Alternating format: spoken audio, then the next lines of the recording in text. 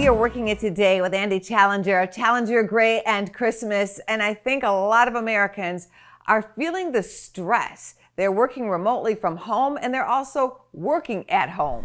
Yeah, now as many employees have been working from home for 6 or 7 months, the evidence is building that worker burnout is setting in a different way than most people experienced at the beginning of the crisis, when they had more time because they didn't have to commute and they had more time to spend with their families. A new survey by Monster.com showed that 69% of employees in the U.S. are feeling burned out in their current jobs. That's up 20 percentage points from just May.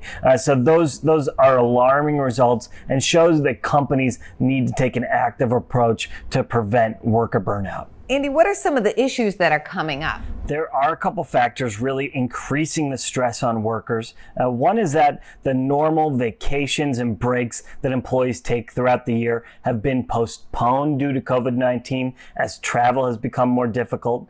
People are spending now the majority of their day not only being professional workers, but also often being educators, being caretakers, doing household chores throughout the day that normally they get to take a break from when they're in the office.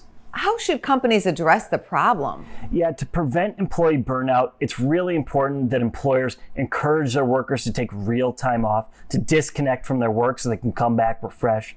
It's important for employers to find a balance between having too many Zoom meetings and still having enough where people feel like they're part of a team in a unit.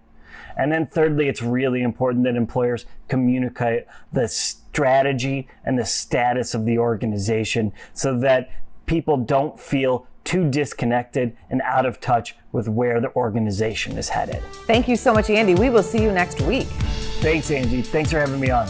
For more Business First AM, check us out on social media. We're on Facebook, YouTube, and Twitter. And go to businessfirstam.com for where to see our show on TV.